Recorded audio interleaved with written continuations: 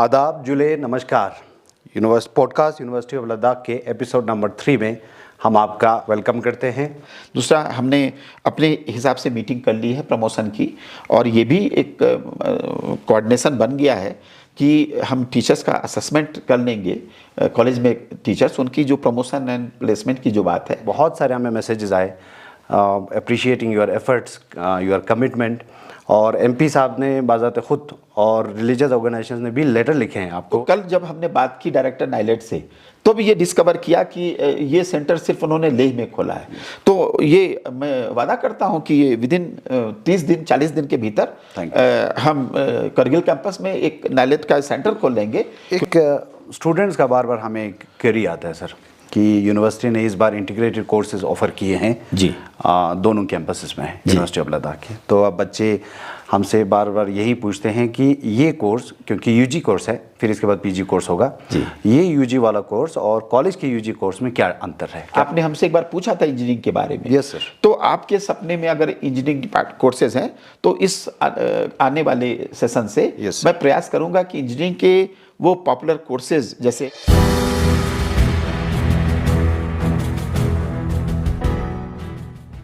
आदाब जुले नमस्कार।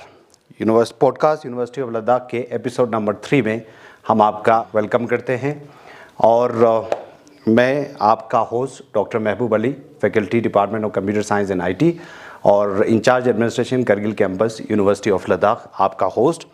मैं सबसे पहले आज के मेहमान हमारे पॉडकास्ट के honourable vice chancellor professor Saket Kushwaha का वेलकम करता हूं sir.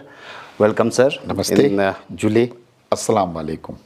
Episode number 3 podcast university of Ladakh में आपका बहुत बहुत स्वागत है सर। थैंक यू डॉक्टर महबूब। सबसे पहले आप 3 दिन से करगिल में हो सर, करगिल कैंपस में, और यहाँ पे school of agriculture science and technology जो है उनके विजिट कर रहे हैं सर आप, और एडमिनिस्ट्रेटिव, एकेडमिक और रिसर्च एक्टिविटीज़ थोरोली इंस्पेक्ट कर रहे हैं। आप जब ज्वाइन किए थे सर यूनिवर्सिटी, तो तभी से एक ऑर्डर निकाले थे कि for every month second week आप यहाँ होंगे, और आप रेगुलरली इसको फॉलो कर रहे हैं sir along with your administration. तो पहला चीज़ ये कहूँगा सर कि आपकी एडमिनिस्ट्रेशन की तरफ से क्या स्टेप्स, क्या इनिशिएटिव्स लिए जा रहे हैं for the equal growth and progress of all the campuses of the university, क्योंकि अभी हमारे पास 4 कैंपसेस हैं। राइट। Yes sir, please. पहले तो यू आर राइट डॉक्टर महबूब, हमारे पास 4 कैंपसेस हैं। 2 कैंपस ले में हैं, एक हमारा तारू कैंपस जो सारे नॉर्मल कोर्सेज चलाता है, और एक हमारा एग्रीकल्चर का स्पेसिफिक कैंपस है स्तकना में। और यहाँ भी आप जानते हैं कि हमारे 2 कैंपस हैं, एक आपके सुपरविज़न में चल रहा है जो हमारा, और दूसरा हमारा एग्रीकल्चर के यहाँ प्रोफेसर फैज़ान जिसको देख रहे हैं। तो मेरा मानना ये है कि एग्रीकल्चर वालों 2 कैंपस में हमारे एग्रीकल्चर के स्पेसिफिक कोर्स चल रहे हैं, और आपने देखा होगा कि वहाँ भी हम लोगों ने इस समय बीएससी एग्रीकल्चर किया है। इस साल हमने बीएससी हॉर्टिकल्चर भी किया है दोनों कैंपस में। यहाँ पे करीब 200 बच्चों ने अप्लाई किया है, और मैं ये चाहूँगा कि उन जो बच्चे यहाँ पे मेरिट में आ जाएंगे, 30 बच्चे बीएससी एग्रीकल्चर के लिए हैं, 30 बच्चे हॉर्टिकल्चर के लिए हैं, बीएससी हॉर्टिकल्चर। और फिर इन हाउस ट्रेनिंग भी जो हमारी हो रही है, उसमें करीब 7-8 स्टाफ हैं गवर्नमेंट ऑफ यूटी के। तो मैं ये कोशिश करूंगा वेट लिस्ट के बच्चों को एक प्रॉम्प्ट कर दूं, अलर्ट कर दूं कि अगर वो एग्रीकल्चर में इंटरेस्टेड हैं तो जो मेरे पास वैकेंसी है लेह में, वहाँ पे वो जाके एडमिशन ले लें। अगर वो उसमें उनको कोई तकलीफ़ है या कोई बाधा है या फाइनेंस की कमी है या उनका मन नहीं है, तो फिर उनके पास ये ऑप्शन रहेगा कि आपके पास जो कोर्स चल रहा है इंटीग्रेटेड कोर्स, वो बहुत अच्छा कोर्स है। मुझे लगता है कि ये यूनिक कोर्स है, उसके बारे में हम बात करेंगे, उसमें वो एडमिशन ले सकते हैं। तो ये बात हो गई कि अभी क्या है, हम कैसे देख रहे हैं इस चीज़ों को। दूसरा, मैं ये मानता हूँ कि अभी मिशन मोड में हमें इंफ्रास्ट्रक्चर डेवलप करने की आवश्यकता है करगिल कैंपस में। क्योंकि करगिल कैंपस का टोटल कंस्ट्रक्शन जब मैंने देखा है, ये 3 महीने से मैं एनालिसिस कर रहा हूँ, और आपके पास वो जो बिल्डिंग है जिसको आपने साइंस ब्लॉक नाम दिया है, वो 2026 में हैंडओवर हो जाएगी, तब भी आपके पास स्ट्रक्चर पूरा नहीं होगा। और जो सपने हमने देखे हैं और आपने भी देखे हैं, पूरा लद्दाख देख रहा है कि हमें अभी इंजीनियरिंग के कोर्स लागू करने हैं, तो उसके लिए स्ट्रक्चर चाहिए, स्टेट ऑफ आर्ट लैब चाहिए, इंफ्रास्ट्रक्चर चाहिए, क्योंकि इसका एक बड़ा महत्वपूर्ण रोल होता है। और ये अगर हम ऐसा नहीं कर पाएंगे तो जो बच्चे एडमिशन लेंगे उनका भी मन टूटेगा, बच्चे ट्रेंड नहीं हो पाएंगे और दुनिया के बाकी लोग भी इसको अच्छी निगाहों से नहीं देखेंगे। तो एक तो state of art infrastructure including lab and machines होनी चाहिए, एक। दूसरा, मैन पावर ट्रेंड होना चाहिए, यानी कि टीचर्स हमारे पास ट्रेंड हो। अभी मैं आपको बताऊं कि कुछ बच्चे आईआईटी से ग्रेजुएशन उन्होंने किया है, उनके सपने हैं कि वो लद्दाख के लिए कुछ करें, लेकिन मेरी मजबूरी यह है कि हम उनको मौका नहीं दे सकते। यूजी डिग्री के साथ एकेडमिया में आने के स्कोप नहीं होते हैं। तो उनको अपने नियम के हिसाब से मास्टर्स डिग्री करनी होगी, अगर नॉर्मल कोर्स है तो नेट निकालना होगा या पीएचडी करनी होगी। और आप देखिए कि यूजुअली जितनी भी यूनिवर्सिटीज़ हैं, ज़्यादातर लोग पीएचडी के साथ आते हैं। उससे फ़ायदा ये होता है कि हम कम से कम, आजकल एक कॉन्सेप्ट आया मेरू, ये एनईपी 2020 का एक कॉन्सेप्ट है। मेरू ये बोलता है multi disciplinary education and research university, यानी कि सारी यूनिवर्सिटीज़ को तीन टाइप की यूनिवर्सिटी है, type 1, type 2, type 3। Type 1 teaching and research. तो हमें यूटी में ये यूनिवर्सिटी अपने आप में यूनिक यूनिवर्सिटी है, तो हमें मेरू कॉन्सेप्ट पे आना होगा। यानी कि दोनों कैंपस टीचिंग मल्टीडिसिप्लिनरी एजुकेशन में है, टीचिंग एंड रिसर्च में होने चाहिए। और 4 कंपोनेंट हैं एजुकेशन के। पहला component teaching, we all know it, research we all know it. 2 component inherent component हैं जो कि मस्ट होने चाहिए, कम्युनिटी सर्विस एंड हमारा ये आउटरीच एक्टिविटी। तो ये मेरू कॉन्सेप्ट के लिए हमें बहुत सारे विषयों की आवश्यकता होगी। तो मैं तो ये चाहूँगा, आपने हमसे एक बार पूछा था इंजीनियरिंग के बारे में। Yes sir. तो आपके सपने में अगर इंजीनियरिंग कोर्सेज हैं तो इस आने वाले सेशन से मैं प्रयास करूँगा कि इंजीनियरिंग के वो पॉपुलर कोर्सेज, जैसे आप बताइए, सिविल इंजीनियरिंग। जो सिविल इंजीनियरिंग है सर, कोर इंजीनियरिंग में मैकेनिकल है, इलेक्ट्रॉनिक्स एंड दिस इंजीनियरिंग है, कंप्यूटर साइंस एंड आईटी है, स्पेस रिसर्च भी हम कर सकते हैं। स्पेस ऐसा कुछ भी नहीं है कि हम क्योंकि तो और फिर हम मैंने ये सोचा है कि हम आपके पास ऑलरेडी बीसीए चल ही रहा है। Yes sir. एक कंपोनेंट कंप्यूटर साइंस के आप एक्सपर्ट हैं, आप खुद भी इसके बारे में, और आपका नाम इस भारतवर्ष के पटल में बड़ी इज्जत के साथ देखा जाता है। और आपने जो काम किया है टेक्नोलॉजी ट्रांसफ़र वाला, वो यूनिक कॉन्सेप्ट है जो और ऐसे बहुत कम यूनिवर्सिटी को मिला है। तो मैं चाहूँगा कि उस कोर्स को, ऐसी चीज़ों को हम, और मैं हालांकि हम इंजीनियरिंग कोर्स खोल लेंगे, लेकिन अगर एक कॉलेज जो करगिल के लिए मिला है, अगर पॉलिटिकल डिसीजन ऐसा होता है तो मुझे लगता है कि आपने एक बार मुझसे कहा था बीटेक इन डेटा साइंस आर्टिफिशियल इंटेलिजेंस के बारे में, ये हम कर सकते हैं। बिल्कुल। और हम चाहें तो उस कॉलेज को, आप बताइए, जमीन है ना, हाँ, विद इन द कैंपस हम होस्ट कर सकते हैं सर पूरे। तो ये मेरू का कॉन्सेप्ट भी हो जाएगा। और वैसे भी इंजीनियरिंग कॉलेज की डिग्री भी आपको यूनिवर्सिटी ऑफ लद्दाख से ही लेनी है। तो जब ऐसा है तो क्यों ना हम कैंपस के लिए जगह दे दें, और ये सबके लिए अच्छी बात होगी। वहाँ स्ट्रक्चर बने हुए हैं, और जो हम बच्चों के बीच में एक्सचेंज ऑफ आइडियाज चाहते हैं, मल्टी डिसिप्लिनरी कॉन्सेप्ट चाहते हैं। सोशल साइंस पढ़ने वाला बच्चा इंजीनियरिंग का कोर्स कर सकता है, इंजीनियरिंग का कोर्स करने वाला बच्चा फिलॉसफी कर सकता है, एंथ्रोपोलॉजी कर सकता है, सोशियोलॉजी कर सकता है, फाइन आर्ट्स कर सकता है, म्यूजिक कर सकता है। तो इन सब वाइड एरे ऑफ कोर्सेज उनको अवेलेबल होंगे यूनिवर्सिटी में। यस। और आपने एक बार मुझे कहा था, मुझे याद आता है, पैरामेडिकल कोर्सेज के बारे में बच्चे बहुत पूछते हैं सर, कि यूनिवर्सिटी का पैरामेडिकल टाइप के कोर्सेज जो है इंट्रोड्यूस करने जा रहे हैं। तो ये सपना अगर पूरा करना है तो मुझे लगता है कि ये भी असंभव सपना नहीं है। बहुत सारी यूनिवर्सिटी में नर्सिंग कोर्सेज चल रहे हैं, तो लैब रिलेटेड एंड पैरामेडिकल की ये कोर्सेज, और मुझे लगता है कि अगर हम लोग एक साथ मिलकर काम करेंगे तो विद इन अ ईयर हम पैरामेडिकल के कोर्सेज यहाँ खोल लेंगे। जैसे लद्दाख के बच्चों को 7,000 बच्चे इंटरमीडिएट बाहर जाते हैं सर, हाँ, करके या almost this number goes out. तो मुझे ऐसा लगता है कि हम इन बच्चों को एक भविष्य के लिए एक यहाँ पे एक फैसिलिटी दे सकते हैं, जिससे वो अपने घर को भी समझे। बिल्कुल। बच्चे बाहर जाते हैं और ये लद्दाख पीछे छूट जाता है। तो स्टडी इन लद्दाख का एक जो मोटिव है, या मेरा मोटो है, या मेरा मिशन है, ये हो। अभी आपने एक कॉल दिया था सर, एक मैसेज फ्लोट किया था सेंट्रिक टू यूथ करके, a call to Ladakh future minds करके, उसके बारे में अगर कुछ और आप डॉक्टर महबूब, ये क्वेश्चन आपने जो पूछा है, ये हम सबसे जुड़ा मसला है।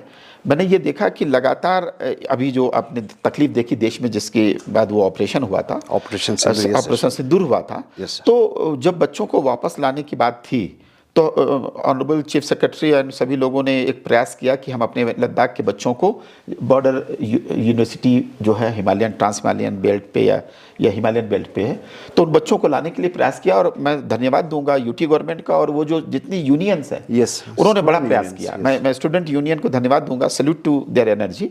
तो लेकिन मेरे मन में ये है कि फिर हम क्यों ना अपने सारे यूनियंस, मैंने पैन इंडिया में जितने लद्दाख स्टूडेंट के यूनियन हैं, Banaras Hindu University southern part of the country, then Mumbai, then Jammu Kashmir, Bengaluru, then यहाँ पे मैंने जम्मू कश्मीर, चंडीगढ़, तो सब जगह मैंने प्रयास किया। सारे बच्चे किए थे और लद्दाख से भी जो यूनियन जो बच्चों के वेलफेयर को देखती हैं, यूथ यूनियन, उनको सारे लोगों को इन्वॉल्व किया।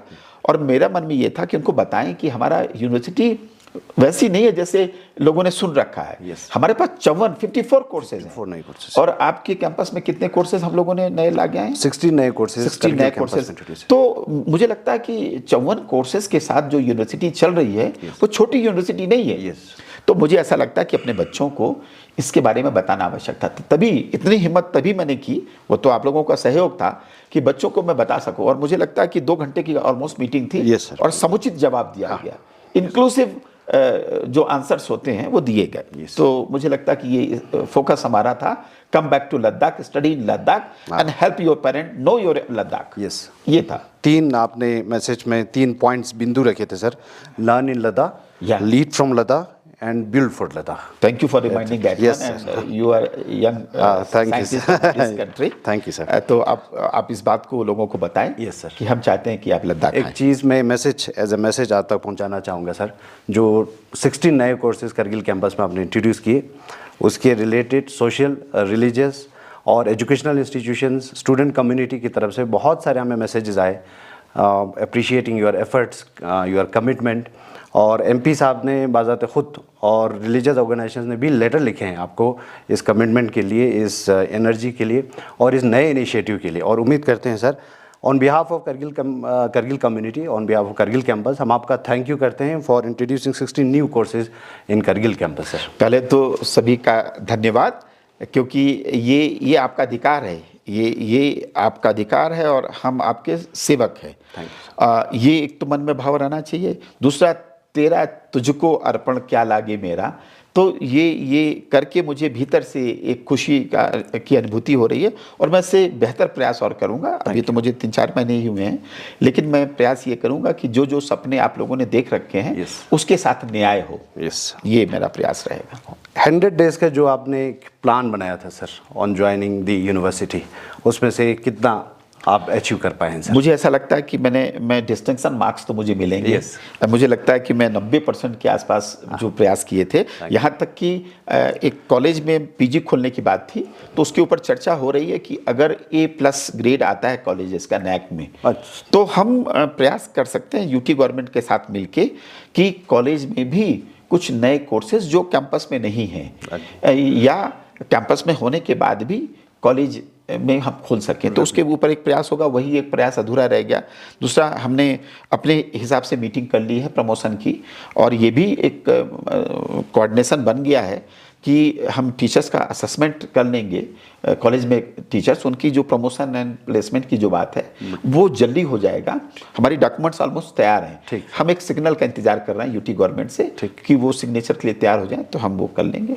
और साथ ही साथ जैसे रिसर्च सेंटर्स की बात कर रहे थे सर जी, जब आप ज्वाइन किए थे तो अमंग ऑल 100 एजेंडा पॉइंट में से एक रिसर्च सेंटर था इन कॉलेजेस जी। यस सर, उसके बारे में तो मैं ये बताऊं डॉक्टर महबूब कि हम लोगों ने रिसर्च सेंटर, ये कंपल्सरी पार्ट है, it is mandatory part of the NEP 2020 जो 4th ईयर है। 3 साल में अब हम जो डिग्री देंगे वो नॉर्मल डिग्री देंगे। जैसे हिस्ट्री है तो BA in history, that is all. पहले हम 3 साल में ऑनर्स डिग्री देते थे, अब ऑनर्स डिग्री 4 साल में मिलेगी। 4 साल। तो 4th ईयर में ये प्रोविजन है, जिन बच्चों का cumulative grade point average 7.5 out of 10 scale होगा या 75% होगा 3 सालों में, तो वो बच्चा 4th ईयर कर सकता है एलिजिबल। और 4th ईयर में वो एलिजिबल जब होगा तो वो 3 कंपोनेंट को देख सकता है। दोनों सेमेस्टर 4th ईयर के वो थ्योरी कर सकता है, दोनों सेमेस्टर रिसर्च कर सकता है, दोनों में से एक सेमेस्टर थ्योरी कर सकता है, एक रिसर्च कर सकता है। तो ये 3 ऑप्शन अवेलेबल होंगे। इसके लिए हमने कॉलेज में जो सेंटर होने चाहिए थे वो हमने देख लिए। सेंटर्स की कुछ रिक्वायरमेंट होती है, वो रिक्वायरमेंट देख के हम लोगों ने उसको ऑथराइज वो कर दिया, नोटिफाई कर दिया है। तो अभी रिसर्च सेंटर आ गए हैं, बच्चों को 4th ईयर करने का मौका मिलेगा। इसका एक अच्छा पार्ट ये है कि ये एक प्राइमरी स्टेज है जो कि कॉलेज को पीजी के लिए भी तैयार करता है। अब वो बच्चे क्या कर सकते हैं कि हमारे यहाँ 1 साल का पीजी कर सकते हैं, 4 साल का प्रोग्राम कॉलेज में कर लेंगे और 1 साल का कर लेंगे। अगर बच्चे 75% से उनका ज़्यादा स्कोर है और वो चाहें तो नेट अगर वो क्लियर करते हैं तो पीजी को स्किप करके सीधे पीएचडी में एडमिशन ले सकते हैं। तो इतने प्रोविजंस दिए गए हैं और एनईपी को हम ऑलमोस्ट पूरा इम्प्लीमेंट करने के लिए तैयार हैं। इसी के साथ सर कि एनईपी को पूरा इम्प्लीमेंट करना है, नेशनल एजुकेशन पॉलिसी को जी। तो aligning of all UG and PG syllabus with NEP, this is one of your initiatives also, and introduction of Swayam जो आप करने जा रहे हो सर जी, इसके बारे में थोड़ा सा। तो स्वयं प्लेटफॉर्म पे ये बताऊं कि गवर्नमेंट ने ये कहा है, पहले तो इसकी कोऑर्डिनेटर आप ही हैं, तो आपको बधाई हो कि आपने इसके ऊपर इनिशिएटिव लिया। और मुझे लगता है कि आपने साथ वो जो हम लोगों ने रिजॉल्व किया है कि हम स्वयं कोर्सेज को अडॉप्ट कर रहे हैं, यूजीसी को आपने लिख दिया होगा और नहीं लिखा है तो आप उसको लिख दें। 40% कोर्सेज हम स्वयं प्लेटफॉर्म से ले सकते हैं। गवर्नमेंट की 2 बातें हैं, एक तो डिजिटल इंडिया की हम बात करते हैं और एक बात ये सोचते हैं कि अगर हमारे पास किसी भी विषय में किसी पेपर को पढ़ाने के लिए बहुत ऐसे टीचर नहीं है जिनका एक्सपीरियंस बहुत ज़्यादा हो, टीचर तो हमारे पास सभी हैं, तो हम क्या कर सकते हैं स्वयं प्लेटफॉर्म से उस कोर्स को ले सकते हैं। 40% कोर्सेज हम स्वयं प्लेटफॉर्म से ऑफर कर सकते हैं। और आप जानते हैं कि यूजी में 3 साल के प्रोग्राम में हमारे पास 120 क्रेडिट आवर हम पढ़ाते हैं और पीजी में 4 सेमेस्टर में 80 क्रेडिट आवर पढ़ाते हैं। तो 80 क्रेडिट आवर में अगर आप देखें तो 60% जो कोर्स है हम पढ़ा देंगे फिजिकल मोड में, बाकी स्वयं प्लेटफॉर्म पे ऑफर कर सकते हैं जो मैचिंग कोर्सेज हैं। दूसरी बात, इस पे अब कोई फीस नहीं देनी है, एग्जाम हम लोगों को लेना है। अगर बच्चा स्वयं प्लेटफॉर्म की सर्टिफिकेट मांगेगा तब उसको 1000 रुपये फीस देनी है, अदरवाइज उसमें कोई एडिशनल फीस नहीं है। Yes sir. तो ये इसका ये प्रारूप रहेगा। एक स्टूडेंट्स का बार बार हमें क्वेरी आता है सर कि यूनिवर्सिटी ने इस बार इंटीग्रेटेड कोर्सेज ऑफर किए हैं जी, दोनों कैंपसेस में यूनिवर्सिटी ऑफ लद्दाख के। तो अब बच्चे हमसे बार बार यही पूछते हैं कि ये कोर्स, क्योंकि यूजी कोर्स है फिर इसके बाद पीजी कोर्स होगा, ये यूजी वाला कोर्स और कॉलेज के यूजी कोर्स में क्या अंतर है, क्या डिफरेंस है? पहले मैं आपको बताऊं कि environment of university is very much different होता है कॉलेज एनवायरनमेंट से, ये आप भी जानती हैं। दूसरा, यूनिवर्सिटी का मतलब ये होता है कि congregation of all learned people from the university universe से आया है। तो यहाँ पे ये है कि यूनिवर्सिटी के माहौल में हम एक पैन वर्ड की बात करते हैं। एक तो ये बात होगी, तो एनवायरनमेंट दूसरा होता है। इसके बाद लर्निंग लेवल दूसरे होते हैं, आपने देखा होगा। तो और स्टेट ऑफ आर्ट लैब होती है। आप देख रहे हैं कि हमारे पास जो पर्स प्रोजेक्ट है या आपके पास जो प्रोजेक्ट हैं वो डिफरेंट पोर्टफोलियो में होते हैं। तो मुझे ऐसा लगता है कि बच्चों का ये जो कोर्स है, और दूसरी बात ये भ्रांति नहीं होनी चाहिए कि यूनिवर्सिटी यूजी नहीं चलाती है। यूनिवर्सिटी तीनों लेवल को देखती है। जैसे हमारे पास 3 कैडर ऑफ टीचर होते हैं, professor, associate professor and assistant professor. इसी तरीके से हम यूजी भी चलाते हैं, पीजी भी चलाते हैं और पीएचडी भी चलाते हैं। तो इसलिए यूजी चलाना हमारे लिए अच्छा इसलिए है कि हमारे बच्चों का सपना एक छोटे एफर्ट में पूरा हो जाएगा। वो एक बार एडमिशन लेगा तो उसके एडमिशन के थ्रू वो मास्टर्स भी कर सकता है एंड देन इमीडिएटली ही और she can switch over to PhD. तो हमारा ये मैंडेट है। कॉलेज में मैंडेट यूजी का ही है। अभी हम पीजी देने की बात कर रहे हैं। तो पैन इंडिया देखें आप, तो कॉलेज में यूजी देने की परंपरा है। हमारे पास जो इंटीग्रेटेड कोर्स है वो बच्चे तैयार हो जाते हैं। आपने देखा होगा जैसे स्कूल लेवल पे हमारे फाउंडेशन कोर्स होते हैं, प्रिलिमिनरी कोर्स होते हैं, प्रिपरेटरी कोर्सेज होते हैं। इसी तरीके से हम बच्चों को प्रिपेयर करते हैं हायर लर्निंग की तरफ। इसलिए यूनिवर्सिटी में बच्चों को एडमिशन लेना चाहिए। जिंदगी आसान हो जाती है। Sir, thank you sir. और एक और यूनिवर्सिटी अपनी हॉरिजन्स को बढ़ाते जाते हैं सर, कोलैबोरेशन करते हैं डिफरेंट इंस्टीट्यूशंस के साथ। अभी रिसेंटली हमने एक MOU साइन किया है सर आपने विद 14 कोर आर्मी जी। तो उसके बारे में कुछ कहेंगे सर कि क्या ऑब्जेक्टिव है इस MOU का? अभी आपको मैंने बताया कि सभी यूनिवर्सिटी की 4 जिम्मेदारी हैं, teaching, research, outreach activity and community service. Community service में भी हमें चाहिए कि जो सैनिक हमारी हमें सुरक्षा दे रहे हैं, हमें कॉन्फिडेंस दे रहे हैं, देश की रक्षा कर रहे हैं, उनके लिए भी हम अलग से सोचें। तो वो यूनिवर्सिटी की को अच्छी नज़रों से देखा जाता है पूरे दुनिया भर में। ये जो हमारे सैनिक होते हैं, जो हमारे आर्म फोर्सेस के लोग हैं, इनके लिए हम एक कस्टमाइज कैप्सूल कोर्स चला सकते हैं। तो ये कोर्स हम चला रहे हैं और इनको नौकरी करने के दौरान इनको भी प्रोग्रेस करने का मन होता है और जब हम इनको एक प्लेटफॉर्म देते हैं तो वो इन रिटर्न हमें बहुत सारी सुविधाएं देते हैं। तो हमारे बच्चों को करियर के लिए वहाँ प्लेसमेंट की बात हो जाती है। हमारे बच्चे, आपने देखा होगा फॉरेंसिक साइंस के बच्चों की 100% प्लेसमेंट आर्म फोर्सेज में हुई है। तो ये जो हमारा बाईलैटरल काइंड ऑफ एक्शन है, ये हम उनको कुछ देते हैं, वो हमको कुछ देते हैं। You are there for me, I am here for you. तो ये कॉन्सेप्ट पे काम होता है। तो 14 कोर की ये जो कोर्सेज हैं, इसमें हम 10% का रिजर्वेशन दे रहे हैं उनको, यानी कि आर्म फोर्सेज में वो लद्दाख के लोग भी हो सकते हैं, वो अरुणाचल के लोग भी हो सकते हैं। तो वो उनके लिए भी रिजर्वेशन है और उनकी फैमिली मेंबर्स के लिए वो सुपरमरी कोटा है, यानी कि ओवर एंड एवर अगर 30 बच्चों का एडमिशन हम ले रहे हैं तो हम 3 एडमिशन और देंगे, लेकिन ये 30 से कंप्रोमाइज नहीं करेंगे। लद्दाख के जो हमारे अपने इंडिजिन हैं, उनके भविष्य से खिलवाड़ नहीं होना चाहिए। तो ये मैंने हर जगह मेंटेन किया हुआ है। Thank you sir ji. कल एक डेलीगेशन ऑफ स्टूडेंट आए सर आपके पास कैंपस में, आपके ऑफिस आए। They were requesting for introduction of NIELIT course ji, और फैसिलिटी हो कि नाइलेट कोर्स करगिल कैंपस में हो जी। तो इसके बारे में जी क्या कहेंगे? तो लेह कैंपस में ये मुझे लगता है कि मुझे ही सोचना चाहिए था। मेरे मन में ये ऐसा आया कि मैंने इन दोनों कैंपस में कभी भेदभाव करके नहीं देखा। तो मैंने ये सोचा कि ये दोनों कैंपस में ये फैसिलिटी है। लेकिन वो तो कल जब हमने बात की डायरेक्टर नाइलेट से, तो भी ये डिस्कवर किया कि ये सेंटर सिर्फ उन्होंने लेह में खोला है। तो ये मैं वादा करता हूं कि ये विदिन 30 दिन 40 दिन के भीतर हम करगिल कैंपस में एक नाइलेट का सेंटर खोल लेंगे, क्योंकि अधिकार ये जो डिवीज़न है 2 डिस्ट्रिक्ट का, ये तो डिसीजन पॉलिटिकल होता है, लेकिन मेरा काम तो एक नज़र से देखना है। तो ये हम 10-15 दिन अभी प्रोसेस कर देंगे, 30-40 दिन में मैं कर लूँगा, तो सेंटर खोल लूँगा। Thank you sir ji. So with this हम यहाँ पे रैप अप करते हैं सर, आपका ज़्यादा टाइम नहीं लेंगे और उम्मीद करते हैं कि ये पॉडकास्ट और आगे बढ़ेंगे। एक यूनिवर्सिटी ऑफ लद्दाख का इनिशिएटिव है, कम्युनिटी तक हमारी बात पहुँचे, आपका एक इनिशिएटिव है, आपकी कमिटमेंट और एनर्जी सोसाइटी तक रिफ्लेक्ट हो सर, यूनिवर्सिटी और प्रोग्रेस करे आपकी लीडरशिप में।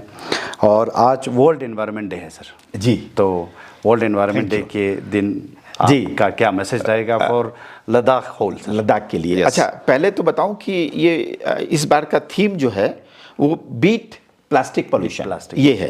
तो मैं ये प्रयास कर रहा हूँ, ये प्रयास आप अपने कैंपस के लिए यहाँ करिए कि सिंगल यूज प्लास्टिक और हम वो जो डिस्पोजेबल ग्लासेस हैं इनको बंद कर देंगे, क्योंकि डिस्पोजेबल ग्लासेस मुझे लगता है ज़्यादा खतरनाक है। उसके ऊपर जो इस भीतर की तरफ स्प्रे प्लास्टिक की कोटिंग होती है, वो गर्म और ठंडे में डिजॉल्व होती है। तो सिंगल यूज प्लास्टिक हम बंद कर दें, बैन कर दें, और प्रयास करें कि हम शीशे और सिरेमिक के कप्स में या हम खरीद सकते हैं, तो हम इन सब चीज़ों का प्रयास करें।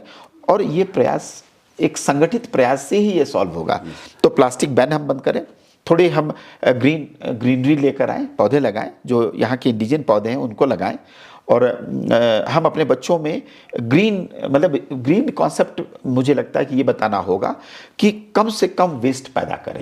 जैसे आप देखिए कि ये एक एनालिसिस आप करें अपने किचन में या हॉस्टल, आप तो मालिक हैं हॉस्टल के, तो आप ये देखें कि कितने ग्राम प्लास्टिक हम यूज़ कर रहे हैं रोज, और कितना फेंक रहे हैं, तो वेस्ट जनरेट कर रहे हैं। तो कोशिश ये करनी कि ये आपका हमने जो है ये धरती या एनवायरनमेंट अपने पूर्वजों से खरीदा नहीं है, ये अपने आने वाले पीढ़ी से हमने बोरो किया है।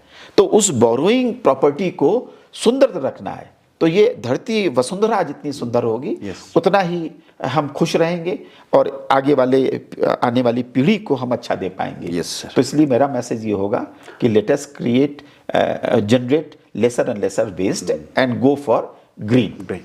और इस बार का जो 1 लाख प्लांटेशन ड्राइव था सर, जो डिस्ट्रिक्ट, इसके लिए तो मैं रिलीजियस ऑर्गेनाइजेशन करगिल के उनके सारे लोगों को सैल्यूट करूंगा, दिल से धन्यवाद करूंगा, हमने उनको जूले बोलूंगा Yes, sir. कि आपने इतना प्रयास किया और आपके यहाँ मुझे लगता है 2000 कि प्लांट्स हमने लगाए हैं तो आपको ढेर सारी शुभकामनाएं, आपको सैल्यूट sir. की उनकी- उनको Yes. जरा पानी देते रहें, Yes, sir. प्रयास करें कि Thank वो you, sir. मुझे लगता है कि 90% जिंदा है। Yes, sir. लेकिन बाकी तो शौक में भी Yes. कभी कभी हो जाता है, तो उनको रिप्लेस करवाने की कोशिश करें। नवंबर में आप कर सकते हैं, अभी तो ये मौसम नहीं है, अभी तो ये तो सूख जाएंगे। Yes, sir. तो आप करें, कुछ फलदार पौधे भी नवंबर में थोड़ा लगाएं। Yes, sir. या Next. ये कर लेंगे। So thank you sir, thank you very बहुत मच। बहुत शुक्रिया आपका episode number 3 podcast university of Ladakh के लिए अपना टाइम देने के लिए बहुत बहुत शुक्रिया सर। और साथ ही साथ हम अपनी ऑडियंस से एक रिक्वेस्ट करना चाहते हैं, अगर आप इस पॉडकास्ट यूनिवर्सिटी ऑफ लद्दाख में कुछ और चेंजेस देखना चाहते हैं और पॉडकास्ट को इनरिच और अट्रैक्टिव और एजुकेशनल रिच करने के लिए आपकी तरफ से अगर कोई सजेशन हो तक पहुंचा सकते हैं, आप कर सकते हैं कमेंट बॉक्स में। और साथ ही साथ यूनिवर्सिटी के रिलेटेड जितने भी इन्फॉर्मेशन आपको चाहिए, यूनिवर्सिटी ऑफ लद्दाख का वेबसाइट है uol.ac.in, वहाँ पे सारे इन्फॉर्मेशन अवेलेबल हैं। और साथ ही साथ हमारे एडमिशन्स अभी चल रहे हैं, तो एडमिशन रिलेटेड अगर कोई भी क्वेरी हो तो सारे हेल्पलाइन नंबर्स वहाँ पे दिए गए हैं, तो आप कभी भी कांटेक्ट कर सकते हैं। Thank you very much. Thank you Chule.